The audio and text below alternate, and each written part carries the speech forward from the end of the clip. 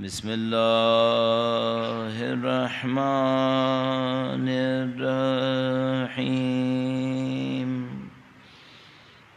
الحمد لله رب العالمين والصلاة والسلام على سيد الأنبياء والمرسلين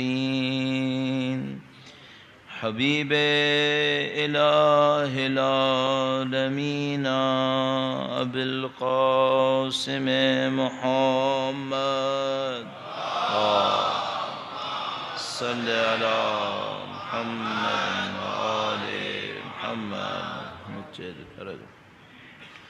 وعلى آله الطيبين الطاهرين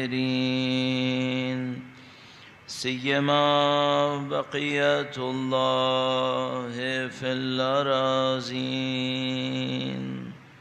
قال الله تعالى في كتابه الكريم بسم الله الرحمن الرحيم أم حسبت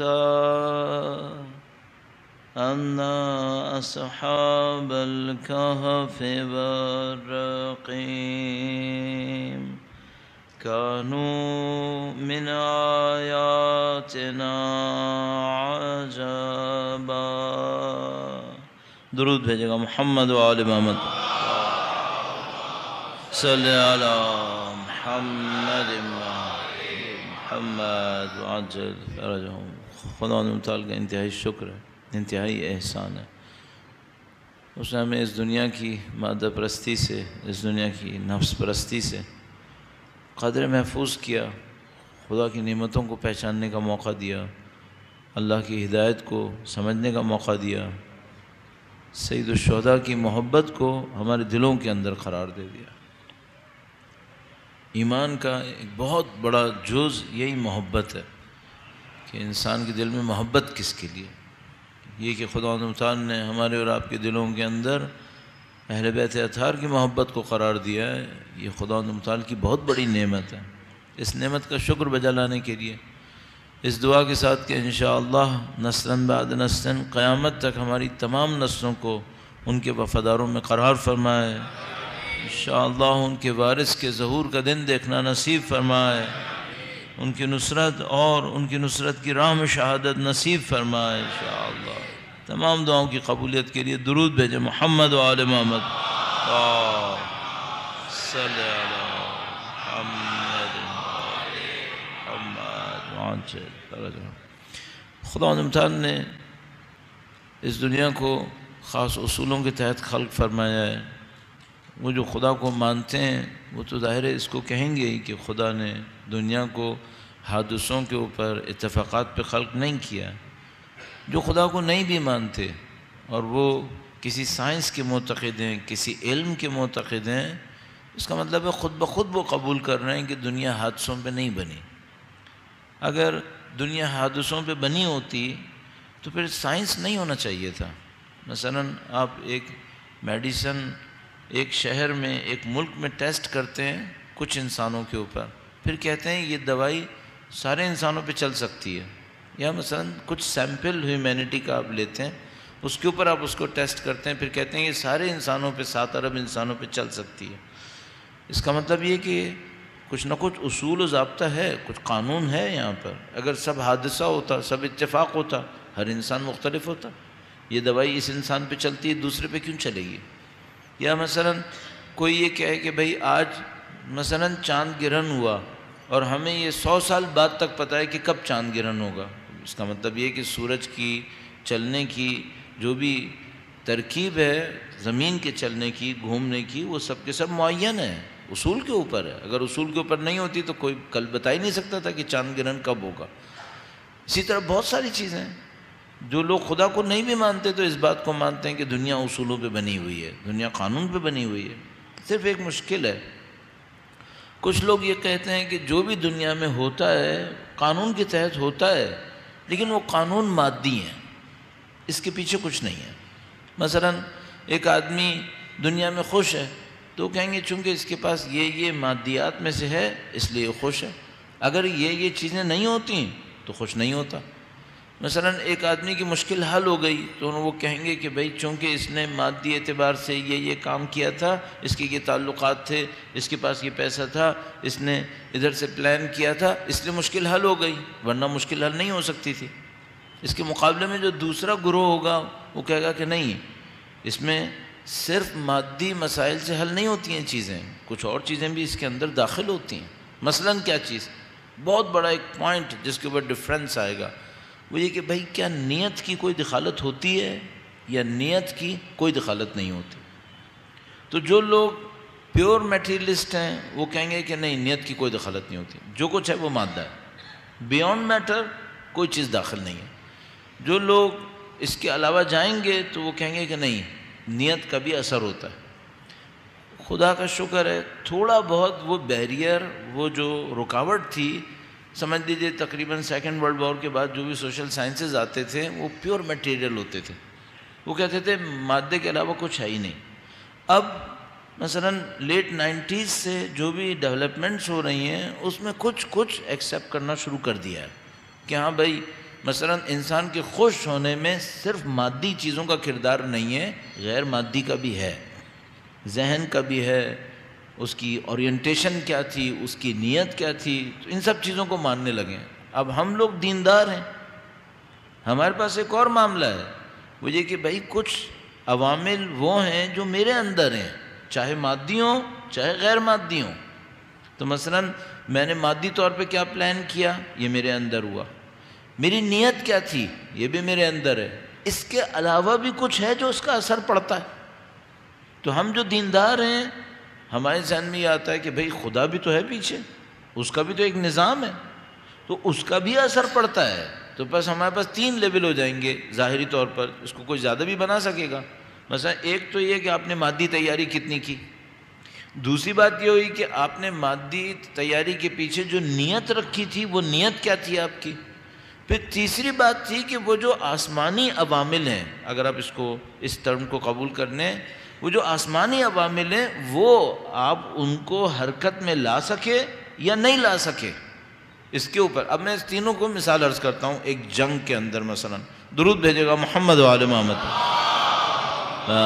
صلی علی آل محمد عجل فرج۔ ایک بار پھر درود بھیجے گا محمد و آل محمد، اللہم صلی علی محمد عجل فرج۔ مثلا 2 گروہ جنگ لڑنے کے لیے ایک دوسرے کے سامنے ہیں، اس ایک گروہ کے پاس مادی طور پہ بہت کچھ ہے، دوسرے کے پاس مادی طور پہ اتنا کچھ نہیں ہے۔ یہ تو پہلی بات ہو گئی۔ کون جیتے گا کون نہیں جیتے گا؟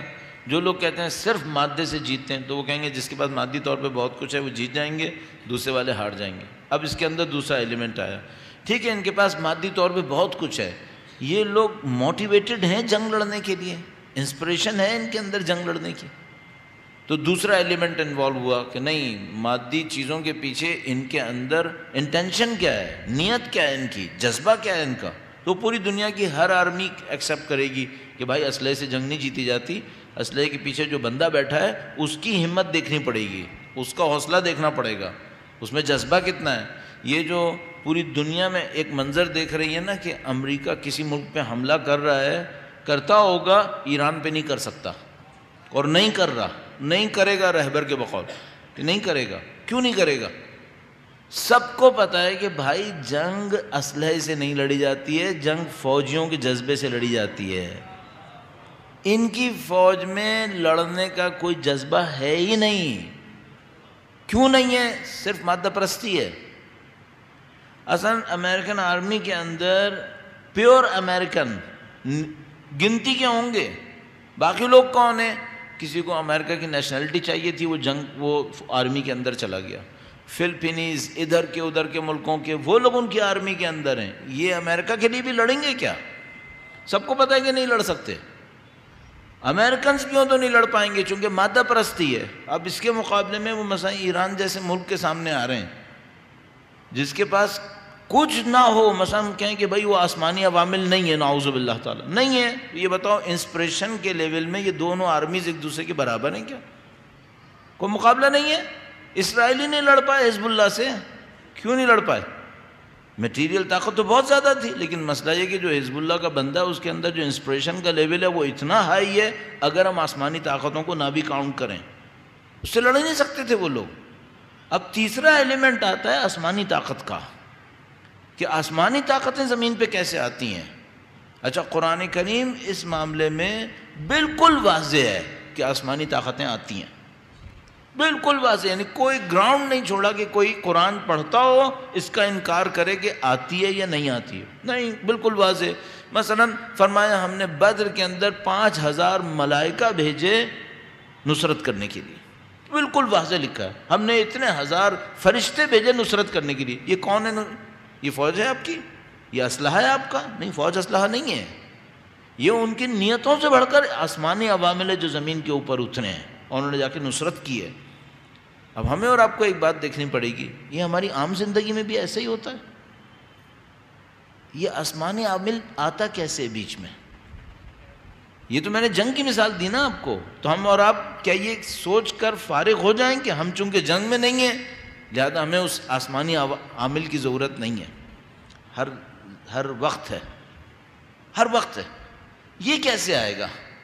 مثال کے طور پر کس چیز میں ضرورت ہے؟ میں ایک مثال عرض کرتا ہوں، درود بھیجے گا محمد و آل محمد پہ۔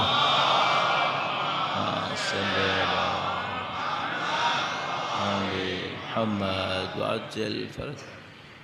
وہ جو ہم سب کی زندگی کی بڑی مشکلات میں سے ایک مشکل ہے، وہ کیا؟ اولاد کی تربیت۔ کتنا پلان کروں اولاد کی تربیت کے لیے؟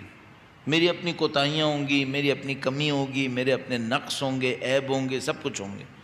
اس کے ساتھ فرض کر لیں میں نے بہت پلاننگ کر لی، چلیے جناب میں نے پلاننگ کر لی، میٹیریل پلاننگ بہت اچھی کر دی کہ اولاد کی تربیت ہونی چاہیے، جس میں آج کے زمانے میں کر پائے گا نہیں کر پائے گا چھوڑ دیتے ہیں۔ فرض کر رہے ہیں اس نے پلاننگ بھی کر لی، کر بھی دی، اس کے بعد اس کی نیت بھی اچھی ہے، ظاہر والدین ہے، والدین کی نیت تو بری نہیں ہوگی، والدین کی نیت تو اچھی ہوگی، اس سے معاملہ ختم ہو گیا؟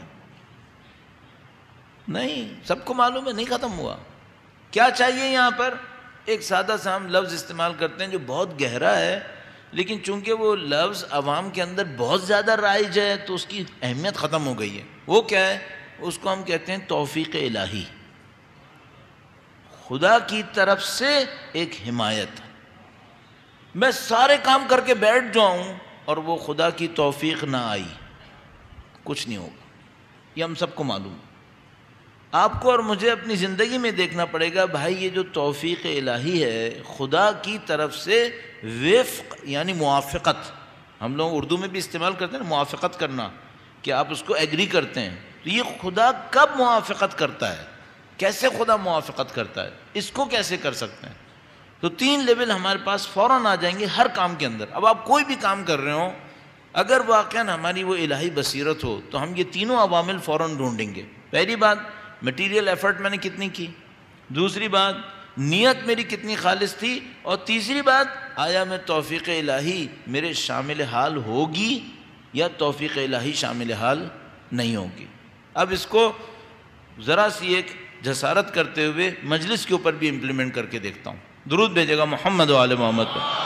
اللہم صلی علی محمد و آل محمد وعجل فرج۔ گرچہ یہ تھوڑا سا حساس کام ہے کہ مثلا مجلس پہ کتاب پہ شاید میں مثال دے دیتا، وہ آسان تھی، کتابوں سے لوگوں کو کوئی زیادہ سروکار ہے بھی نہیں، تو اس کی مثال چل جاتی، تو لیکن بہرحال مثلا میں نے مجلس پڑھنی ہے، اب میں کیا کروں؟ میری ایک میٹیریل ایفرٹ ہے، وہ کیا ہے؟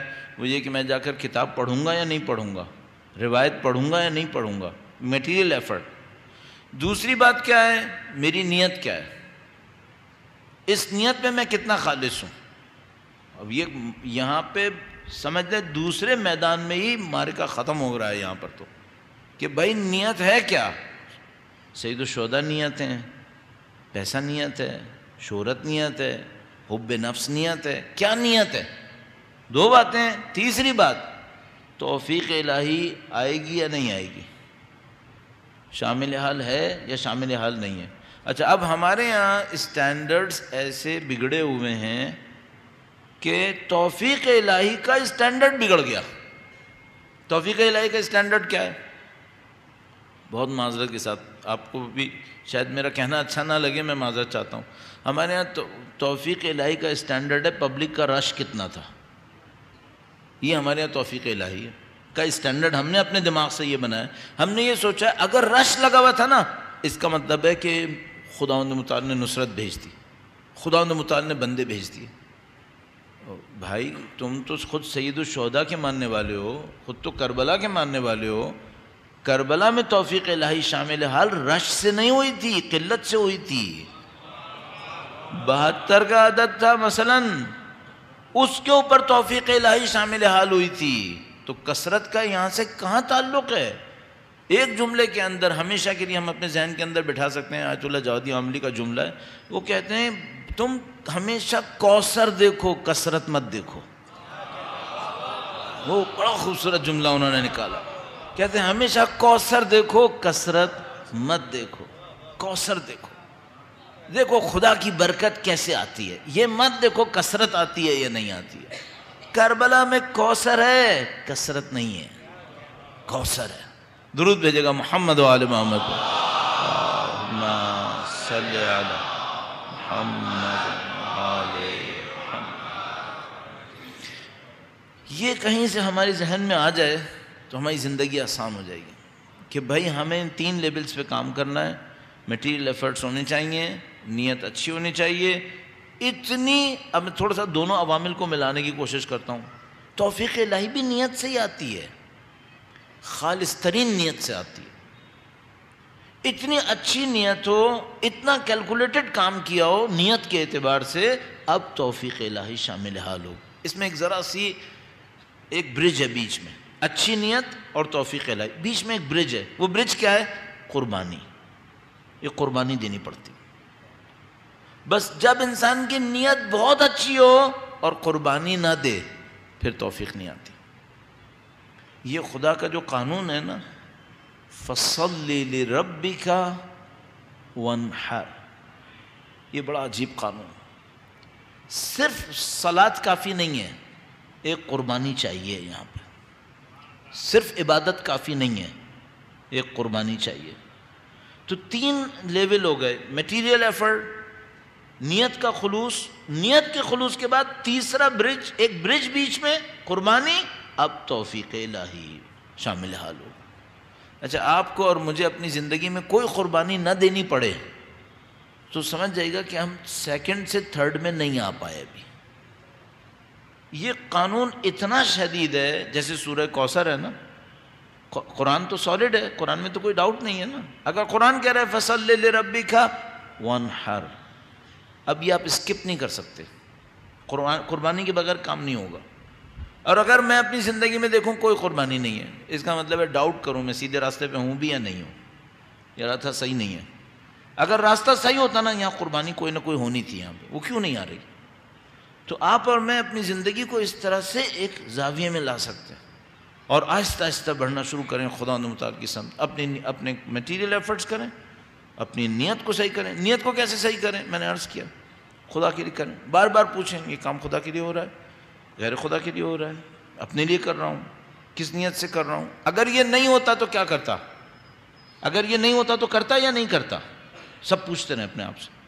اور آخر میں اس سلسلے میں ایک بات عرض کروں گا، انسان پوری دنیا کو دھوکہ دے، اگر دینا ہی ہے، ویسے تو نہ دے، کیا ضرورت دھوکہ دینے کی؟ اگر دینا ہی ہے تو دے، اپنے آپ کو نہ دے، کیونکہ یہ وہ دھوکہ ہوگا جو پھر اس کو خود کو کھا جائے گا. ایک مثال دیتے ہیں علم اخلاق کے اندر، آپ نے شاید سنا ہو، میں نے بھی سنا ہے، دیکھا تو نہیں ہے، کہ مثلا یہ جو ابریشم ہوتا ہے، کیڑا، یہ کیڑا یہ پتے کھاتا ہے اور یہ تھوک نکالتا ہے، یہ تھوک نکالتا ہے اور اس سے وہ دھاگا بنتا ہے، ریشم، یہ دھاگا بنتا ہے. اور یہ کیڑا جب تھوک نکالتا رہتا ہے تو یہ دھاگا خود اسی کے اوپر چڑھتا رہتا ہے. پھر یہ کیڑا اتنا وہ تھوک نکالتا ہے، اتنا تھوک نکالتا ہے، اتنا دھاگا اس کے اوپر آتا ہے، اتنا آتا ہے کہ کیڑا خود مر جاتا ہے. پھر وہ کیڑا خود مر جاتا ہے. پھر صحیح ہے، ہم لوگ کبھی اپنے دھوکے میں ایسے پھنس جاتے ہیں، دھوکہ چڑھتا رہتا ہے چڑھتا رہتا ہے چڑھتا رہتا ہے، اتنا دھوکہ چڑھتا ہے کہ ہم خود ہی بھول جاتے ہیں کہ ہم نے ایک دھوکہ دیا ہوا ہے۔ خداوند متعال قرآن کریم میں فرماتا ہے نسوا اللہ، بہت عجیب آیت کریمہ ہے یہ، نسوا اللہ فانساہم انفسہم، انہوں نے خدا کو بھلایا، خدا نے ان کو ان کا نفس بھلوا دیا۔ انہوں نے خدا کو بلایا تھا، انہوں نے کام خراب کرنا شروع کیا، انہوں نے کیا کیا؟ انہوں نے خدا کو بلایا، کیا مطلب؟ خدا کو بیچ سے نکال دیا۔ جب خدا کو انہوں نے بیچ سے نکالا تو خدا نے کیا کیا؟ ایسا کام کیا کہ یہ اپنے آپ کو ہی بھول گئے۔ جو میں نے کل مثال دی نا کہ ہم بدترین انسانیت کی بدترین فحشا کے اندر اس زمانے میں پھنسے ہوئے ہم، یہ کبھی زندگی میں نہیں آئی تھی، تاریخ بشریت میں ایسی نہیں آئی تھی۔ یہ نسیان نفس کی بدترین مثالوں میں سے ہیں اس وقت، کہ اپنے آپ کو اتنا بھلا دیا کہ عین جانور بن گئے ہیں، اور یہ نہیں سمجھ پا رہے کہ ہم کہاں پہنچ گئے۔ کوئی سوچنے کو تیار نہیں ہو رہا اب ان کے ہاں بھی، شاید سوائے کچھ لوگوں کے۔ تو صحیح کہاں سے ہوگا؟ صحیح یہاں سے ہوگا کہ نیت صحیح ہونی چاہیے، اتنی خالص نیت ہونی چاہیے، ایک قربانی طلب ہوگی، اور اس قربانی کے بعد توفیق الہی شامل حال ہوتی ہے انشاءاللہ۔ درود بھیجے گا محمد و آل محمد، صلی علی محمد محمد۔ اب اس تمہید کے ساتھ خطبے پہ توجہ فرمائے گا انشاءاللہ، پروردگار عالم آسان کرے گا ہمارے لیے۔ درود بھیجے گا محمد و آل محمد۔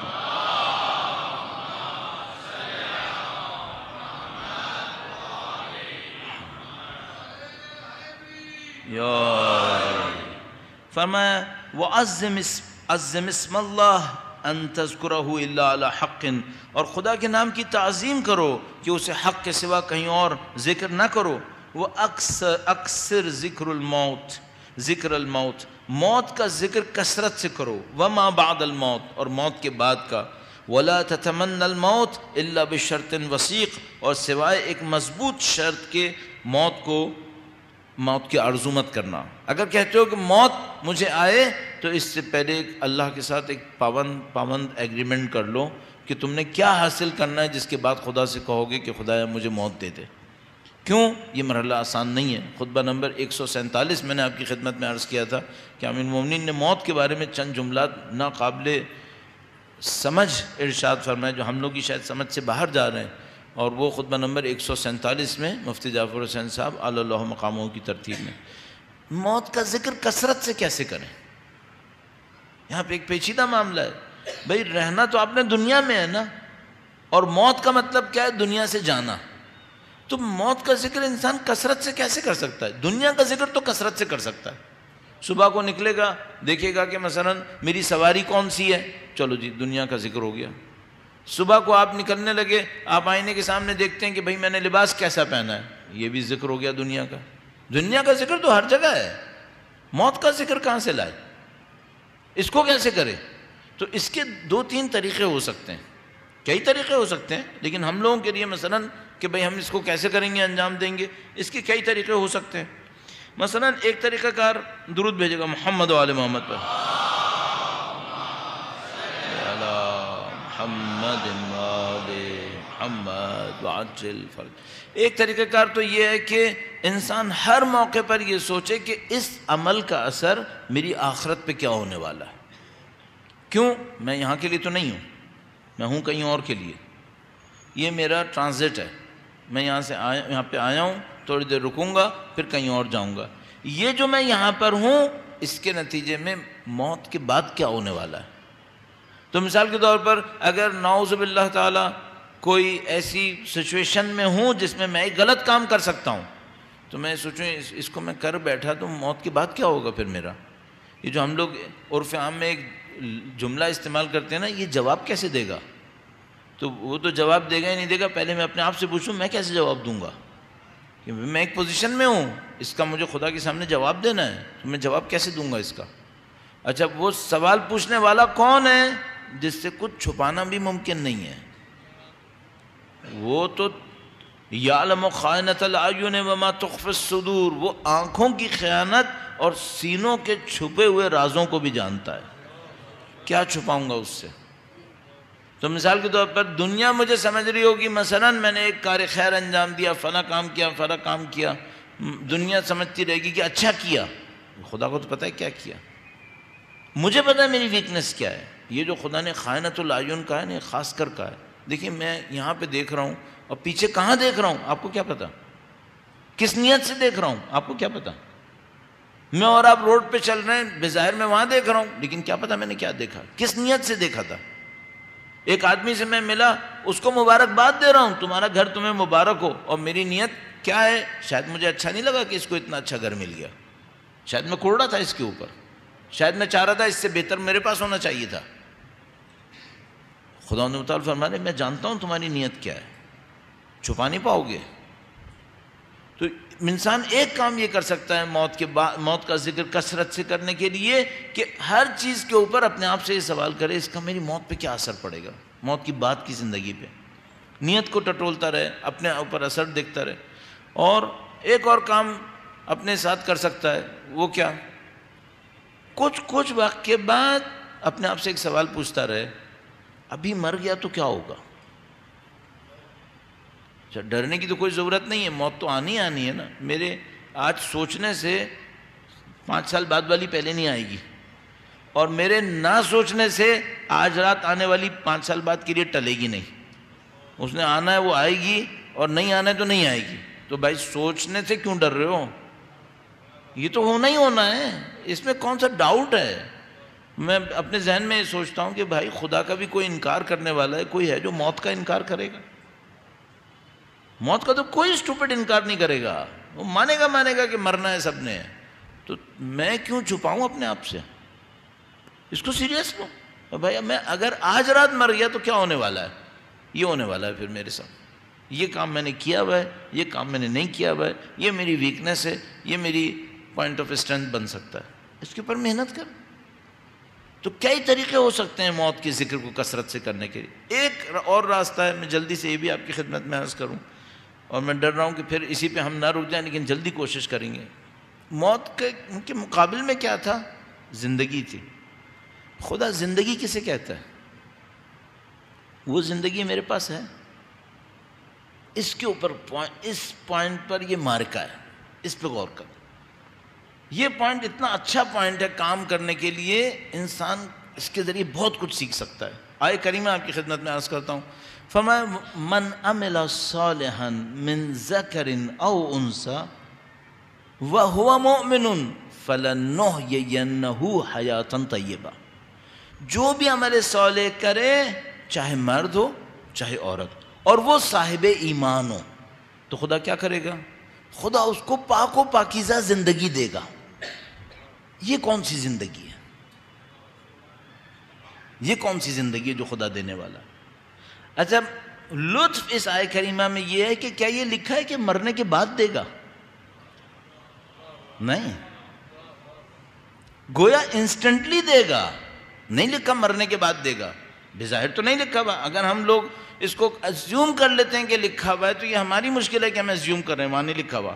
وہاں پہ کیا لکھا ہوا ہے، اردو میں سلیس ترجمہ، من عمل صالحا، جو بھی عمل صالح انجام دے، من ذکر او انثی، چاہے مرد ہو چاہے عورت، وہو مؤمن، اور وہ صاحب ایمان ہو، فلنحیینہ، تو یقیناً ہم اسے زندگی دیں گے، حیاتاً طیبہ، پاک و پاکیزہ زندگی، ایسی پاک و پاکیزہ زندگی۔ اب میں اردو میں کیسے ڈالوں اس جملے کو کہ خدا نے یہاں پہ تاکید بھی کی ہے اور کوالٹی کے اوپر بھی تاکید کی ہے۔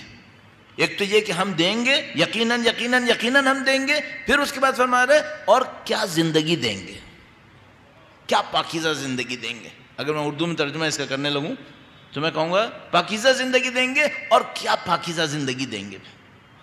یہ کیا ہے، یہ مرنے کے بعد ہے یا مرنے سے پہلے بھی ہو سکتی ہے؟ آیہ کریمہ میں نہیں لکھا مرنے کے بعد ہے، اس کا مطلب کیا ہے، مرنے سے پہلے بھی ہو سکتی ہے۔ اب صرف ایک سوال رہ گیا، یہ پاکیزہ زندگی میرے پلے کچھ آئی ہے، ہوتی کیا ہے یہ جو زندگی پاکیزہ ہے؟ اب یہاں تک پہنچنے کے لیے بہت تیزی سے وہ داستان دہراتے ہیں جو میں اور آپ بچپن سے سنے آ رہے ہیں، اور وہ اس کا شاید پتہ نہیں ہم پر کوئی فرق پڑتا ہے یا نہیں پڑتا سوائے ذکر کے، درود بھیجے گا محمد و آل محمد پر، صلی علی محمد محمد عاجل فرج۔ ہم لوگ بچپن سے ہی سنتے آ رہے ہیں کہ مثلا زندگی جو ہوتی ہے، وجود وہ کئی قسم کا ہوتا ہے۔ ایک وہ وجود ہوتا ہے جس کو ہم لوگ کہتے ہیں بھئی جامد وجود ہے، مثلا جیسے یہ لکڑی پتھر، ہم کہتے ہیں یہ جامد وجود ہے، جامد وجود ہے، موجود تو ہے، اس کے سوا کچھ نہیں ہے اس کے اندر، اس میں موومنٹ نہیں ہے، اس میں کوئی گروتھ نہیں ہے، کچھ بھی نہیں ہے اس کے اندر۔ البتہ بعض آیات کریمہ، بعض اہل بیت کے واقعات، بعض روایات تقریباً صریح ہیں کہ ایسا نہیں ہے کہ اس میں کچھ نہیں ہے، نہیں اس میں بھی ہے، اس میں بھی ہے۔ اب آپ ذرا سا دیکھیے گا، اگر حضرت موسیٰ کی لاٹھی، حضرت موسیٰ علیہ السلام کی لاٹھی حکم خدا سے اژدہا بنتی ہے، اور وہ اژدہا وہی کرتا ہے جو حضرت موسیٰ چاہتے ہیں، اور اصل میں وہ لاٹھی ہی تھی، تو بھائی یہ بے شعور ہے یا باشعور ہے؟ یہ بے شعور ہے۔ وہ لاٹھی اژدہا بنتی ہے، اور وہ اژدہا مثلا حضرت موسیٰ کے ارادے سے باہر جاتا ہے کیا؟ نہیں، وہی کرتا ہے جو حضرت موسیٰ علیہ السلام چاہتے ہیں، جو خدا چاہتا ہے وہ وہی کرتا ہے۔ بھائی یہ بے شعور ہیں، یہ سب لوگ، یہ سب بے شعور ہیں۔ اللہ کے نبی منبر کی طرف جا رہے تھے، اچانک واپس آئے، اس درخت کے کنارے بیٹھ گئے جس کے اوپر پہلے وہ ٹیک لگایا کرتے تھے خطبہ دیتے وقت، پھر تھوڑی دیر وہاں بیٹھے رہے، پھر دوبارہ منبر کی طرف جا کے بیٹھ گئے۔ لوگوں نے بعد میں پوچھا یہ کیا ہوا؟ فرمایا میں ہمیشہ اس درخت کے ساتھ بیٹھتا تھا نا، تو جب منبر بنا میں اس کی طرف جانے لگا تو یہ رونے لگا۔ صحیح۔ اب جو لوگ، ہم لوگ ان باتوں کو سمجھ سکتے ہیں؟ وہ تو شکر ہے کہ روایت میں ہے، اور شکر ہے کہ وہ مسجد نبوی کے اندر وہ ستون بھی موجود ہے، ورنہ تو ہم آسانی سے بول دیتے نہیں بھائی یہ صحیح نہیں ہے، یہ روایت نعوذ باللہ تعالیٰ۔ کتنا آسان ہے، دیکھیں نا، عوام تو اس وقت سب سے بڑے مجتہد بنے ہوئے، واٹس ایپ کے اوپر سارے مجتہدین واٹس ایپ پہ جمع ہو گئے، فتوے دے رہے ہیں جناب، روایتوں کے اوپر تنقید کر رہے ہیں، روایتوں کے ترجمے کر رہے ہیں۔ وہ علماء کے اوپر تو خیر چھوڑ ہی دیں، جو روایت کو نہیں چھوڑا تو عالم کو چھوڑے گا، کیسے چھوڑ دے گا وہ؟ تو بھائی وہ تو شکر ہے کہ وہاں پہ ستون ہے، ورنہ ہم پھنس گئے تھے، مارے گئے تھے۔ وہ ستون ہے وہاں پہ، اس کا مطلب کیا ہے؟ اس کا مطلب یہ کہ یہاں بھی کچھ ہے جو ہمارے پلے ابھی نہیں پڑ رہا ہے، ہماری سمجھ میں نہیں آ رہا ہے، تو ہم عرف عام کے اندر رکھ کے کہتے ہیں بھائی یہ بے جان ہے، اس کے اندر کوئی شعور نہیں ہے، کوئی جان نہیں ہے، کوئی ارادہ نہیں، کوئی حس نہیں، معاملہ ختم ہو گیا۔ یہ ایک وجود ہے۔ دوسرا وجود کیا ہے؟ مثلا پودے، ان کے اندر کیا ہے؟ ان کے اندر گروتھ ہے اور کچھ نہیں ہے، ہمارے حساب سے ان میں گروتھ ہے اور کچھ نہیں ہے ان کے اندر۔ تیسرا وجود کیا ہے؟ جانور کا وجود ہے۔ اس میں کیا ہے؟ اس میں ایگزسٹنس ہے، وجود ہے، گروتھ بھی ہے اور ایک موومنٹ بھی ہے، اس کے اندر ایک حس ہے، حس، سینس جس کو ہم لوگ کہتے ہیں۔ آپ نے دیکھا ہوگا، آپ گاڑی چلا رہے ہیں، کتا سامنے آتا ہے مثلا، پھر ایک دم سے وہ کتا بریک مار لیتا ہے، وہ کہتا ہے اس کا تو پتہ نہیں مارے گا نہیں مارے گا، وہ رک جاتا ہے، کہتا ہے بھائی یہ گاڑی گزر جائے۔ اچھا، یہ کتے نے حس کیے بغیر اپنے آپ کو روکا یا حس کر کے روکا ہے؟ حس کیا ہے تو روکا ہے نا، یہ حس اس کے اندر ہے۔ اب میں اس کو عقل تو نہیں کہہ سکتا، کم از کم حس تو ماننا پڑے گا کہ کچھ تو ہے بھائی اس کے اندر۔ اچھا، ہم اس کو ارادہ بھی نہیں کہنا چاہتے، کیونکہ ہم نے یہ کہا ہے کہ ارادہ صرف انسان کے اندر ہے، تو اس کو کیا جواب دیں کہ بھائی یہ کیوں پھر رک گیا، پھر آتا کیوں نہیں اس گاڑی کے نیچے؟ تو ہم کہتے ہیں نہیں، اس کے اندر حس ہے، سینس ہے اس کے اندر۔ ٹھیک ہے، چلو آپ ارادہ نہیں کہہ رہے، سینس مان لیا۔ تو ہم نے یہ کہا کہ بھئی ایک وہ سالڈ ہے جس کے اندر میٹیریل ہے، جس کے اندر کچھ نہیں ہے، ایک وہ پودے ہیں جس کے اندر گروتھ ہے اور کچھ نہیں ہے، اور وہ کہہ رہے ہیں اس میں حس نہیں ہے، اس میں حس نہیں ہے، ہم لوگ یہ کہہ رہے ہیں۔ اور تیسرا جانور ہے جس کے اندر گروتھ بھی ہے، حس بھی ہے، لیکن بہرحال ارادہ نہیں ہے۔ جبکہ سورہ سبا میں ہدہد عقلی دلیل دیتا ہے خدا کے وجود کے اوپر، اور ہم یہ کہہ رہے ہیں کہ اس کے اندر ارادہ اور فکر نہیں ہے، قرآن میں موجود ہے۔ اچھا، ہماری ترتیب میں اس کے اندر ارادہ اور فکر نہیں ہے جانور کے اندر، ہم پہنچے اپنے اوپر، ہم وہ ہیں جس کے اندر فکر ہے۔ تو پہلے والے میں کچھ نہیں، دوسرے والے میں گروتھ، تیسرے والے میں حس، چوتھے والے میں ارادہ۔ اچھا، اب سوال یہ ہے، یہ ارادہ فرعون میں ہے یا نہیں ہے؟ فرعون میں ہے۔ اگر ارادہ نہیں ہوتا، عقل نہیں ہوتی، تو بھائی یہ کون سا ایسا دیوانہ ہے جو مصر جیسے ملک کے اوپر حکومت کر رہا تھا؟ اور وہ بھی کیا ظاہری طور پہ شان و شوکت والی حکومت کر رہا تھا. تو اس کے اندر فکر تھی, ارادہ تھا, سب کچھ تھا. اب میں آپ سے ایک سوال پوچھوں گا, اب آپ کی جو انڈرسٹینڈنگ ہے اس میں بتائیے گا, یہ انسان اچھا تھا؟ صحیح. تو اچھا انسان کس زندگی سے ہوتا ہے پھر؟ ان چار سے تو نہیں بنا. تو اگر ایک آدمی میں موومنٹ ہے, سینس ہے, فکر بھی ہے, ارادہ بھی ہے, ابھی بھی یہ انسان نہیں بنا ہے. انسان کس زندگی سے بنتا ہے؟ اگلا سوال, وہ ہمارے پاس ہے؟ اگر نہیں ہے تو ہم فرعون کی کیٹیگری میں آ رہے ہیں. پھر اگر ہے وہ کیا ہے؟ وہ پانچویں چیز کیا ہے؟ یہ کوشچن ہے. اب ان چاروں کے اگینسٹ موت لگا لے. اس کا مطلب کیا ہے؟ کچھ انسان, اب قانون نکالتے ہیں, وقت ختم, کچھ انسان پانچویں زندگی میں زندہ ہیں اور اکثر انسان پانچویں زندگی میں مردہ ہیں. اکثر انسان اس پانچویں نوع زندگی کے اندر مردہ ہیں. صحیح ہے. اب اگر یہ قبول کر لینا, بہت ساری آیتیں, بہت ساری روایتیں بالکل صحیح بن جاتی ہیں. یہ قبول نہ کریں تو مسئلہ بنتا ہے. مثال عرض کرتا ہوں آپ کی خدمت میں, درود بھیجے گا محمد و آل محمد.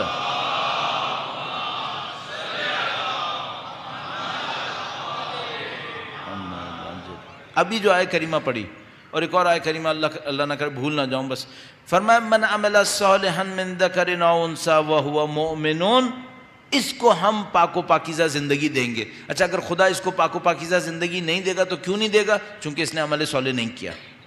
اگر اس نے عمل صالح نہ کیا ہوتا تو اس کو پاک و پاکیزہ زندگی نہیں ملنی تھی. اس کا مطلب اس وقت وہ کیا تھا؟ زندہ تو نہیں تھا نا, مردہ تھا.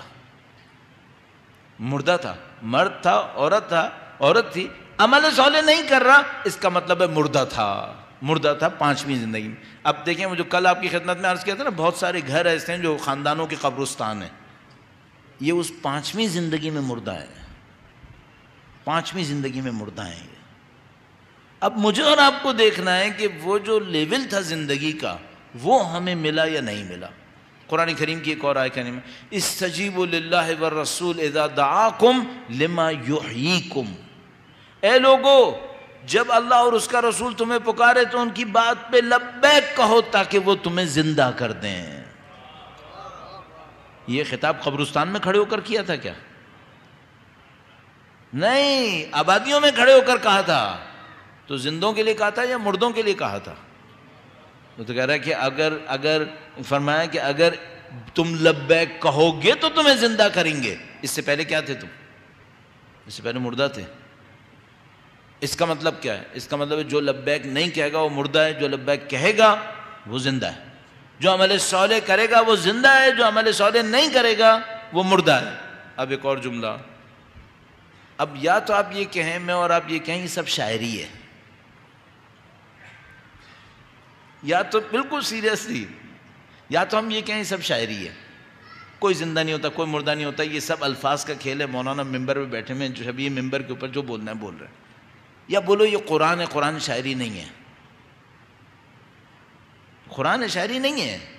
اگر قرآن کریم فرماتا ہے استجیبوا للہ والرسول, تم رسول خدا اور اس کے نبی اللہ اور اس کے رسول کے اوپر لبیک کہو تاکہ تمہیں زندہ کریں. زندگی سے پہلے کیا تھی؟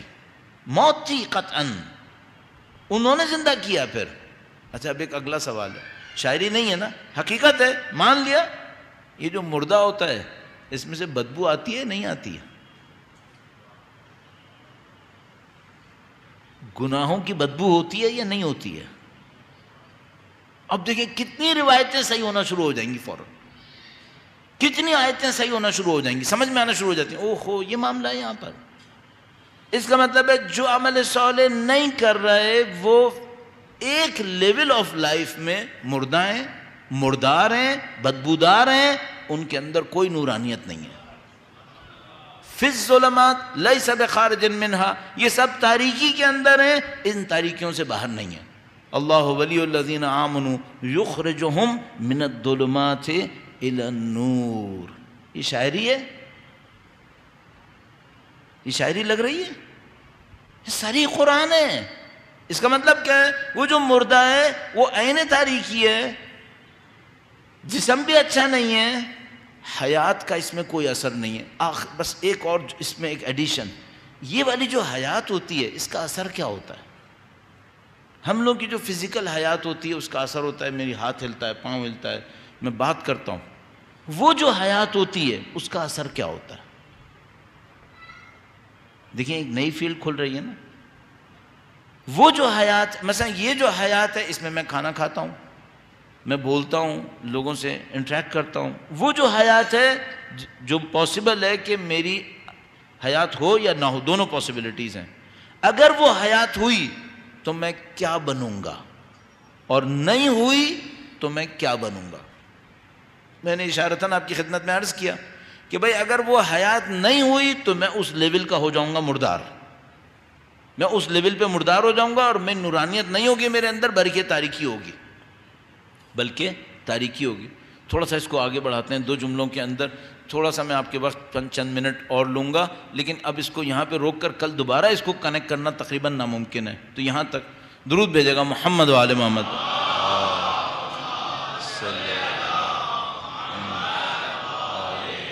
محمد عجل فرج، بلا کسی اور تمہید کے، جس میں خطرہ ہوتا ہے کہ بات ضائع ہو جاتی ہے. بعض اوقات انسان یوں ہی کہہ دیتا ہے، بعض اوقات بات ضائع ہو جاتی ہے. لیکن اب یہ خطرہ لیتے ہیں. اگر یہ زندگی کسی کے اندر ہوئی تو اس کے اندر 3-4 چیزیں آئیں گی. اگر یہ زندگی ہوئی تو 3-4 چیزیں آئیں گی. نمبر 1، اس کے اندر حق پہ چلنے کی ایک طلب ہوگی. حق پہ چلنے کی خود بخود ایک طلب ہوگی. اس کو اپنے آپ کو باطل سے، اس کے اندر باطل کی کشش نہیں ہوگی، اس کے اندر حق کی کشش ہوگی. یہ باطل سے خود ہی دور بھاگے گا. کیوں؟ چونکہ زندہ کبھی مردار سے پسند نہیں کرتا بیٹھنا. اگر یہ زندہ ہے اور حیات طیبہ اس کو ملی ہوئی ہے، اس کا مطلب ہے یہ باطل کے ساتھ اتنی آسانی سے نہیں بیٹھے گا، یہ باطل سے دور بھاگے گا. اور سید الشہداء کو فرمان مثلی لا یبایع مثلہ، وہ عین حیات اور وہ عین مردار. سید الشہداء نے فرمایا میں تمہیں جیسے، میرا جیسا تم جیسے سے بیعت کبھی بھی نہیں کرے گا.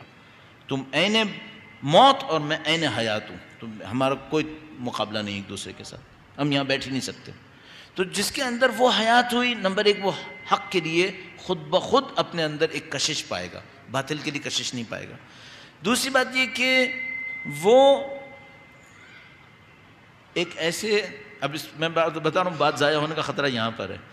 اس کے اندر ایک آئینہ بنے گا، سارٹ آف آئینہ، جس کے اوپر خدا کے ایسے حقائق ریفلیکٹ ہوں گے جو دوسرے کسی مردار کے نصیب میں نہیں ہونے والے. ایک مثال عرض کرتا ہوں. یہاں پہ ایک جنازہ رکھ دیں، آپ فرض کر لیتے ہیں سب ہم لوگ زندہ ہیں، یہاں پہ ایک جنازہ ہے، یہاں پہ لائٹس لگی ہوں، اس جنازے پہ کوئی فرق پڑے گا؟ نہیں. یہاں پہ کولنگ ہے یا ہیٹنگ ہے، اس جنازے کو پتہ چلے گا؟ نہیں. کیوں؟ اس کے سینسرز ختم ہو چکے ہیں. صحیح. اگر کسی کے پاس وہ حیات نہیں ہوئی تو اعلیٰ علم کا سینسر اس کا چل رہا ہے یا بند ہوا ہے؟ اس کا سینسر بند ہے، اسے علم نہیں ملنے والا، یہ علم سے بیزار رہے گا. ایکچولی اس خاطر اس کو کوئی فضیلت نہیں ملنے والی. اس کو فضیلت ملنی وہاں سے شروع ہوگی جب یہ حیات طیبہ کے اندر داخل ہوگا. یہ اپنی آنکھیں کھولے، اپنے کان کھولے، اور اس کے اوپر وہ خداوند متعال کی طرف سے کچھ افاظہ فیض جس کو کہتے ہیں یہ ہونا شروع ہو جائے. یہ سب الفاظ ہیں اور جس کی ایک حقیقت ہونی چاہیے پیچھے. اب اس کی مثال کیا ہو سکتی ہے؟ تو بھائی یہ بالکل ایسے ہی ہے جیسے کسی نے شہد نہ چکھا ہو اور ہم اسے بتائیں شہد کا ٹیسٹ کیا ہے. یہ بتانے کا نہیں ہے، یہ کرنے کا ہے. یہ تو آپ خود کریں، میں اور آپ خود کریں گے تو ہوگا. کیا مطلب؟ یعنی مثلا میں اپنے آپ کو اس عمل صالح کے ذریعے سے حیات طیبہ کے چاہے پہلے فیز کے اندر داخل کروں، جیسے ہی میں پہلے فیز میں داخل ہوں گا افاضہ ہونا شروع ہوگا. جیسے ہی افاضہ ہونا شروع ہوگا مجھے اس دن پہلی دفعہ ممکن ہے یہ سمجھ میں آئے کہ یہ جو کہہ رہے ہیں کہ مرر ہوتا ہے اس کے اوپر علم آتا ہے، یہ کیسے ہوتا ہے. اس وقت ہمیں سمجھ میں آئے گا. اور کہاں سے اس کو ایکسپلور کیا جائے. اس کو یہاں سے ایکسپلور کریں کہ اگر آپ کوئی کتاب پڑھ رہے ہوں، قرآن کریم کی کوئی تفسیر پڑھ رہے ہوں اور واقعاً گہرائی میں جا کر پڑھ رہے ہوں اور اچانک آپ کو ایک ایسا مطلب سمجھ میں آتا ہے جو آپ اسی کو پڑھتے ہوئے 36 دفعہ گزرے ہوں گے نہیں سمجھ میں آیا ہوگا. اس کے بعد آپ کو اپنے آپ سے پوچھنا ہوگا کہ اگر یہ مطلب اسی کتاب میں تھا اور یہ میری ہی عقل میں آنا تھا تو یہ پہلے کیوں نہیں آیا تھا؟ اس کا مطلب ہے آج کوئی ایکسٹرا ایلیمنٹ انوالو ہوا ہے جس نے یہ مطلب مجھے سکھایا ہے. اس ٹائپ کا ایک علم انسانوں پر آنا شروع ہو جاتا ہے. یہ اس حیات طیبہ کا نتیجہ ہوتا ہے. اور تو بس ہم اور آپ کیا کریں؟ محنت کریں اس حیات طیبہ میں داخل ہوں کسی طریقے سے، کیونکہ ادروائز پھر ہم اس کے مردار ہیں، اور اگر اس کے مردار رہ گئے تو پھر برزخ میں وہ مردار سنبھالنا بہت مصیبت پڑ جائے گا. وہ مردار ہمیں اٹھانا پڑے گا چونکہ وہ ہم ہی ہوں گے ایکچولی. میرے خیال میں آج کے لیے اتنا کافی ہے. درود بھیجے گا محمد و آل محمد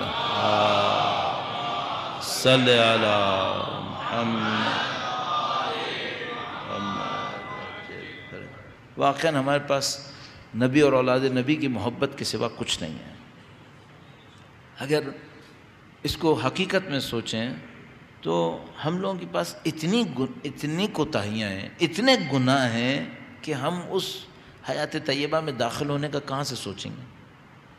قرآن کریم نے شرط لگائی ہے عمل صالح کی. قرآن کریم نے شرط لگائی ہے پورے وجود کے ساتھ لبیک کہنے کی.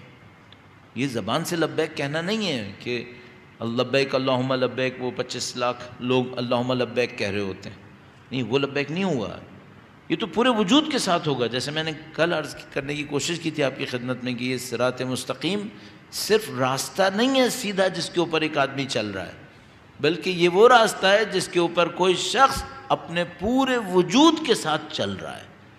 اب یہ صراط مستقیم ہے چونکہ یہ اپنے پورے وجود کے ساتھ اس راستے پہ چل رہا ہے. ہاف ہارٹیڈ نہیں ہے، آدھی ایفرٹ کہیں اور کر رہا ہے، آدھی ایفرٹ کہیں اور کر رہا ہے. نہیں، یہ اپنے پورے وجود کو لے کر اس راستے پہ چل رہا ہے اور پھر یہ صراط مستقیم بنتی ہے.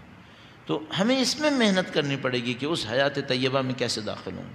اور اس حیات طیبہ میں داخل ہونا نبی کی اولاد نبی کی محبت سے ممکن ہے، ان کے ذریعے سے ممکن ہے کہ کوئی شخص اپنی دانش میں جو عمل صالح سمجھتا ہے اس کو کرے اور ما بقی ان کی خدمت میں اصرار کرے کہ نصرت فرمائے. ہم نے سارا دین دنیا کے لیے ڈیووٹ کر دیا ہے. میرے جیسا آدمی بھی اما یوجیبو کس کے لیے پڑھتے ہیں؟ آخرت کے لیے، دنیا کے لیے؟ دنیا کے لیے. کوئی آخرت کے لیے اما یوجیبو پڑھتا ہے؟ آپ نے دیکھا کسی مسجد کے اندر 7 دفعہ اما یوجیبو پڑھوایا گیا ہو تاکہ ہمارے اندر سے سچائی بڑھ جائے؟ کہیں دیکھا؟ نہیں.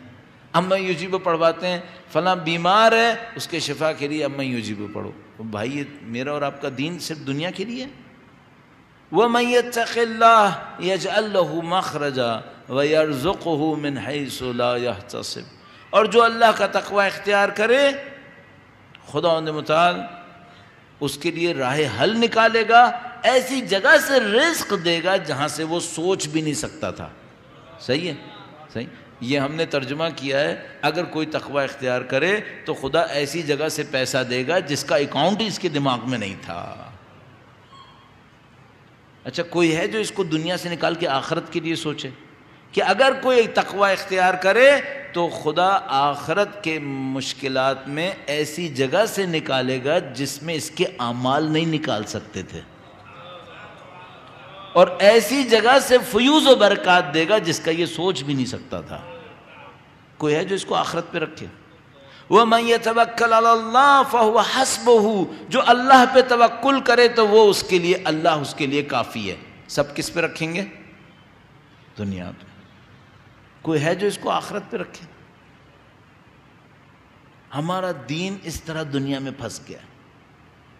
اب ہم لوگوں کو یہ محنت کرنی پڑے گی کہ سارا ماحول ہم سے یہ دنیا مانگے گا اور ہم سید الشہداء کے راستے پہ چلتے ہوئے کہیں گے نہیں، دنیا نہیں ہے.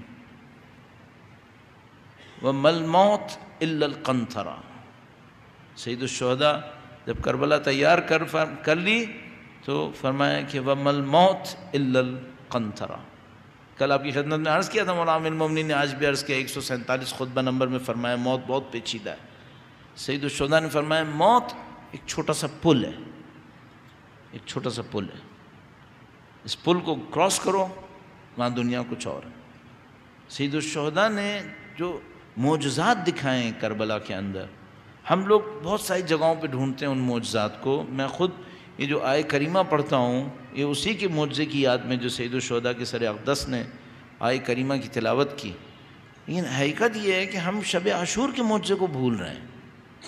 شب عاشور جو سید الشہداء کی ذات اقدس نے معجزہ دکھایا وہ بہت بڑا معجزہ تھا. معجزہ کیا تھا؟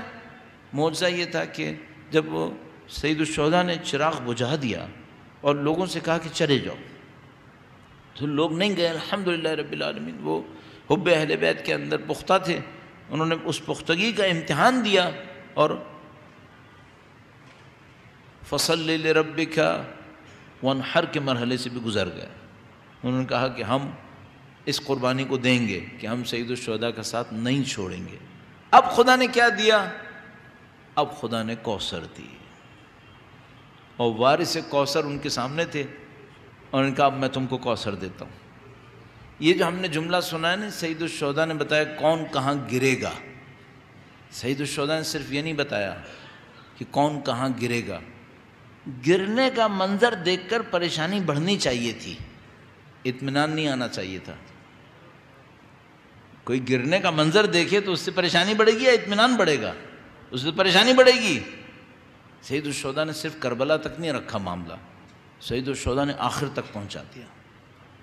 یہ جو دنیا میں رہنے والے تھے سید الشہداء نے ان کو اٹھا کر عالم ملکوت اور عقل تک پہنچا دیا اور کہا کہ دیکھو تمہارے ساتھ آخرت میں آخر تک کیا ہونے والا ہے. کسی میں وہ طاقت نہیں تھی جو سید الشہداء دکھا گئے تھے. کوئی یہ مرحلے طے نہیں کر سکتا تھا، سید الشہداء نے طے کروا دیا. یہ جو مقام جب انہوں نے سب کچھ دیکھ لیا، یہ دنیا ہے جو کل ختم ہو جائے گی، یہ آخرت ہے جو ہمیشہ رہے گی، اور یہ آخرت میں ہمارا مقام ہے جو سید الشہداء کی نصرت کی وجہ سے ہمیں نصیب ہونے والا ہے. اب مطمئن ہو گئے. معجزہ یہاں تھا کہ جو اجساد کی طرح تھے، جسم کی طرح تھے، سید الشہداء نے ان کو جسم، روح، برزخ، محشر، صراط، عالم عقل وہاں پہنچا دیا. انہوں نے وہاں پہ جا کے اپنا سب کچھ دیکھنا شروع کر دیا. تیار ہو گئے، سب ہر قسم کی جان دینے کے لیے تیار ہو گئے. اور یہ شاید اس کا شبیہ وہ تھا جب بی بی زینب سلام اللہ علیہا تشریف لائی تھی وہاں پر. اگر امام حسین نے اپنے اصحاب کو عالم عقل میں پہنچا دیا تھا تو بی بی زینب کہاں تھیں؟ یہ لوگ سید الشہداء کا ہاتھ تھام کر اوپر گئے تھے اور سکون اطمینان لے کر واپس آئے تھے. اور بی بی زینب وہ تھیں جو کسی سکھانے والے کی محتاج نہیں تھیں. مولا چوتھے امام نے فرمایا تھا انت عالمۃ غیر معلمہ، آپ وہ جاننے والی ہیں جو کسی سکھانے والے کا محتاج نہیں تھا. تو بی بی کا مقام کیا تھا؟ بی بی کی عظمت کیا تھی؟ یہ مقام اور یہ عظمت کب ظاہر ہوا؟ جب وہ ساری قربانیاں دیتی رہیں اور اس عالم سکون کے اندر موجود رہیں. کسی روایت میں آپ نے نہیں دیکھا ہوگا کہ بی بی زینب سلام اللہ علیہا عاشور یا ما بعد العاشور کبھی غش کھائی ہیں، کبھی آپ نے نہیں دیکھا ہوگا. اور یہ جو میں نے آپ سے کہا عاشور اور عاشور کے بعد، اس میں بیچ میں ایک منظر ہے جو بڑا سخت منظر تھا. یعنی اگر وہ تائید الہی میں ذرا سی بھی کمی ہوتی یہ منظر سہنے کے قابل نہیں تھا، سینے پھٹ جاتے. اور وہ کون سا منظر تھا؟ جب لاشیں زمین پر تھے اور سب لاشیں اڑ گئے اور ایک حسین کا لاشا رہ گیا. آپ نے ہم نے ایک جملہ سنا ہے، اس کو کہتے ہیں تنہائی. تنہائی سنا ہے؟ اہل بیت نے تنہائیوں کے امتحان بہت دیے ہیں. مثلا کون سا امتحان؟ وہ جو مولا امیر المومنین مدینے کے صحراؤں میں جایا کرتے تھے. اہل بیت نے تنہائیوں کے امتحان بہت دیے ہیں. ایک وہ تنہائی ہوتی ہے جو انسان زندگی میں اٹھاتا ہے، اور ایک وہ تنہائی ہوتی ہے جو لاشیں پہ اٹھاتا ہے. سید الشہداء کے ہمراہ اصحاب سید الشہداء نے غربت کا امتحان دیا تھا، وطن سے دوری کا امتحان دیا تھا، قلت آوان و انصار کا امتحان دیا تھا اصحاب سید الشہداء نے، لیکن کسی صحابی رسول نے وہ امتحان نہیں دیا جو حسین کے لاشیں نے دیا تھا. یہ کون سا امتحان تھا؟ یہ وہ وقت تھا جب سارے لاشیں زمین پر رکھے ہوئے تھے، اور جب لاشوں کے پامال ہونے کا وقت آیا تو ہر قبیلہ آ کر اپنا لاشا اٹھا کے لے جاتا تھا، اور امام حسین کا لاشا رہ جاتا تھا. اور بیوی دیکھتی رہی کہ ہر قبیلے کا ماننے والا اپنا لاشا لے جاتا ہے اور میرے بھائی کے لاشے کو ایسے ہی چھوڑ دیتا ہے. اب پامال ہونے کے لیے حسین کا لاشا آخری رہ گیا، اور بی بی نے فرمایا کہ اے میرے بھائی، اے فاطمہ کے بیٹے، سب کا کوئی وارث ہے، تیرا کوئی وارث نہیں. یہ خدا نے قربانی دی اور یہ اس کا اثر ہے. آج پوری دنیا حسین کی وراثت کی دعوے دار، پوری دنیا سے یہاں حسین کی ندائیں اٹھ رہی ہیں. الا لعنت اللہ علی القوم الظالمین وسیعلم الذین ظلموا ای منقلب ینقلبون. پروردگارہ تجھے واسطہ نبی اور اولاد نبی کا ان کی راہ پر چلنے اور قربانی دینے کی سعادت نصیب فرما. اے پاک پروردگار تجھے واسطہ نبی اور اولاد نبی کی مظلومیت کا سید و سردار مولا اور آقا امام آخر الزماں کے ظہور میں تعجیل فرما. ہمیں ہماری نسلوں کو ان کے جانثاروں میں قرار فرما. ہماری زندگیوں کا اختتام ان کی راہ میں شہادت قرار فرما. ماتم حسین.